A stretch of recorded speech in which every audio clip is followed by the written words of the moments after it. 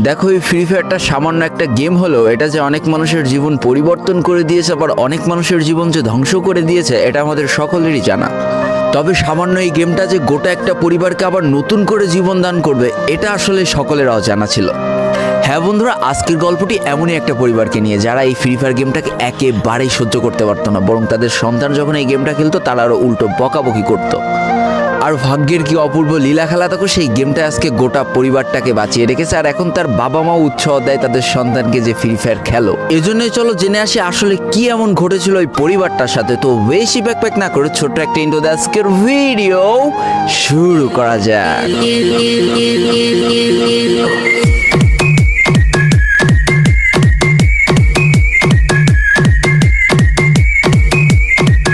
তো আজকের গল্পটা শুরু হতে চলেছে ছোট্ট একটা গ্রামের ছোট্ট একটা পরিবারকে নিয়ে। বাবা মা এবং তাদের দুই সন্তান অর্থাৎ দুই ভাই, ছোট্ট একটা পরিবার, খুব সুন্দরভাবে তাদের জীবনযাত্রা চলে যাচ্ছিল। বড় ভাই একটা কোম্পানিতে লেবারের চাকরি করে, বাবা কৃষিকাজ করে, আর তাদের ছোট সন্তান অর্থাৎ ছোট ছেলে কিন্তু ক্লাস 8-এ পড়াশোনা করে। দারিদ্রতার বেড়াজালে আটকে পড়া পরিবারকে সাপোর্ট দেওয়ার জন্য তাদের বড় ভাইকে খুব অল্প বয়সে কাজে চলে যেতে হয়েছে। এই জন্য বড় ভাইয়ের পড়াশোনাটা ঠিকমতো হয়ে ওঠেনি। তবে বাবা মার একটাই স্বপ্ন ছিল যে তাদের ছোট সন্তান অর্থাৎ ছোট ছেলে যাতে উচ্চশিক্ষায় শিক্ষিত হয়। এই জন্য বাবা কৃষিকাজ করলেও সারাদিন মাঠে তুমুল কষ্ট করে এসে বাসায় যখন এসে দেখতো তাদের ছোট সন্তান পড়াশোনা করতেছে, সমস্ত কষ্ট এক চান্সে দূর হয়ে যেত।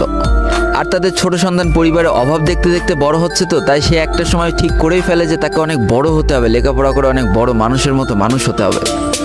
আর ঠিক এমনটাই হতে থাকে। তাদের ছোট ছেলে খুব ভালো রেজাল্টও করতে থাকে, প্রত্যেক ক্লাসে টপ হতেও থাকে। তবে তার একটা বদ অভ্যাস ছিল, সেটা হচ্ছে ফ্রি ফায়ার গেম খেলা।